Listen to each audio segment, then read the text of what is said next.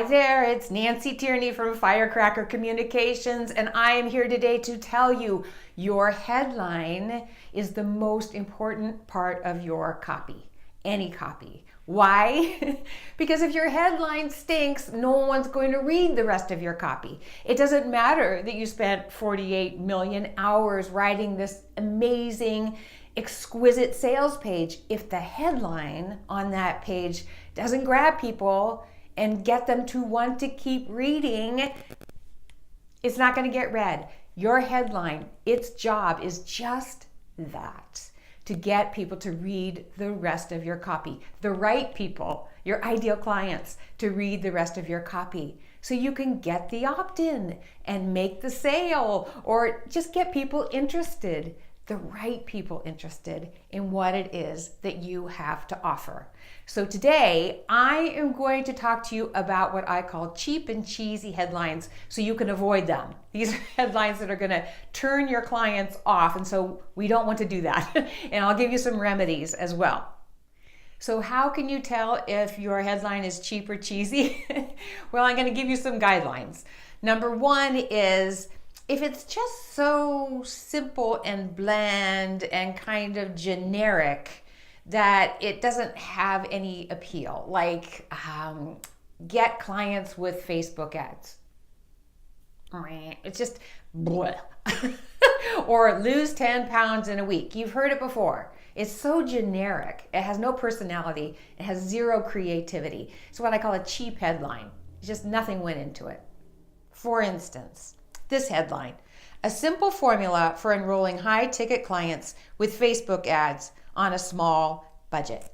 Okay, there's nothing inherently wrong with that ad except that it's grammatically incorrect. If you look at it, it looks like it's the Facebook ads that have the small budget, not you. Or maybe it's the clients that have a small budget. The way it's worded, it's a little confusing about who has the small budget. So that's a problem.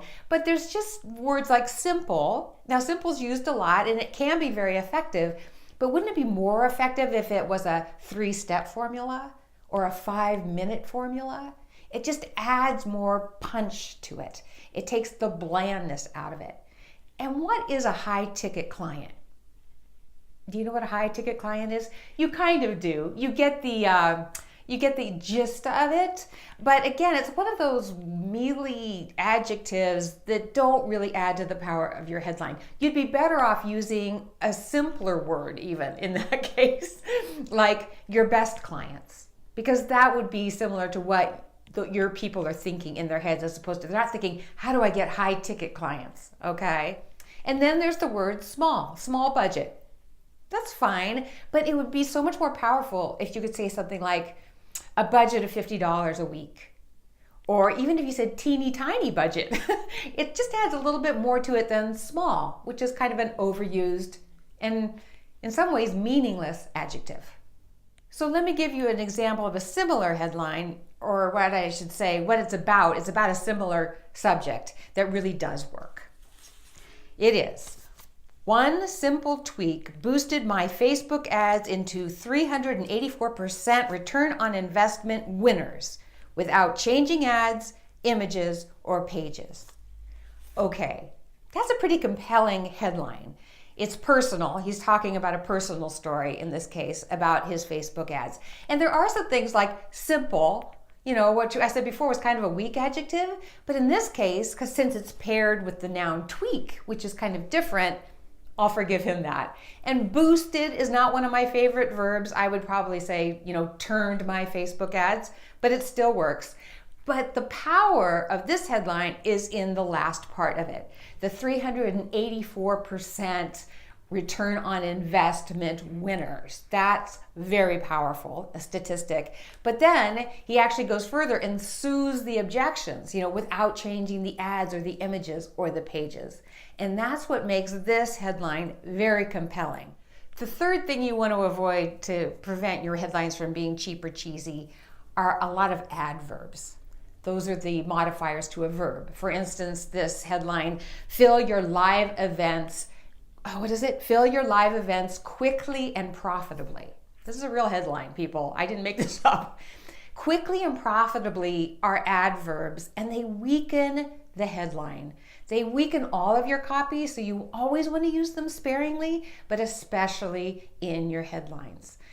This person would have been much better off with a headline that read something like 6 figures in 6 hours. How to fill your next event with perfect, ready-to-buy prospects.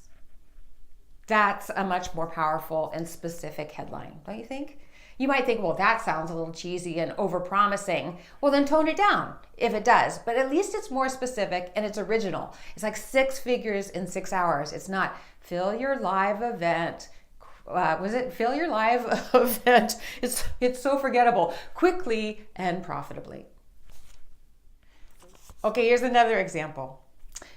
Transform your unhappy marriage into happily ever after. Yeah, okay, well, I think you know what's wrong with this one. It's somewhat unbelievable and really cheap in that not a lot went into this headline. It's like, transform your unhappy marriage, blah, blah, blah. It's like, it's not really compelling because it's somewhat unbelievable and there's not enough specific or personality in it.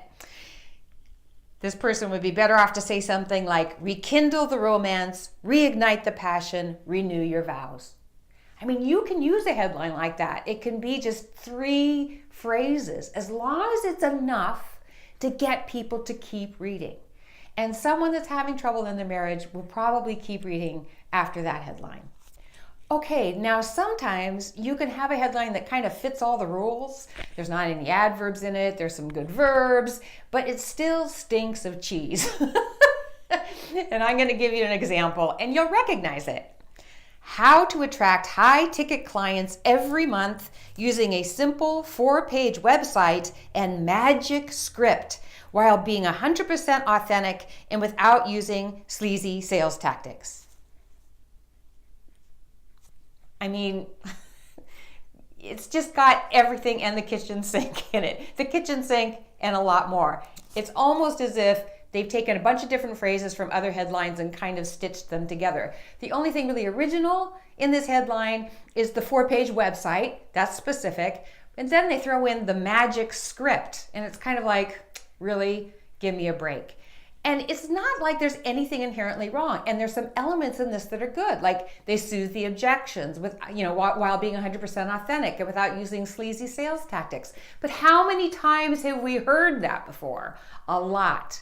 So they haven't really jacked up the creativity. So it still feels kind of cheap and like they kind of phoned it in. And it's somewhat unbelievable in a way with the magic script and the, so sometimes it's not anything like an adverb. You can just smell the cheese. You just read it and you go, so be your own judge of that. If it reads that like cheese, it's cheese. Okay, let's recap the warning signs of a cheap and cheesy headline. 1 are those headlines that just sound like every other headline you've seen. Lose 5 pounds this week. No one size fits all headlines for you, my dear.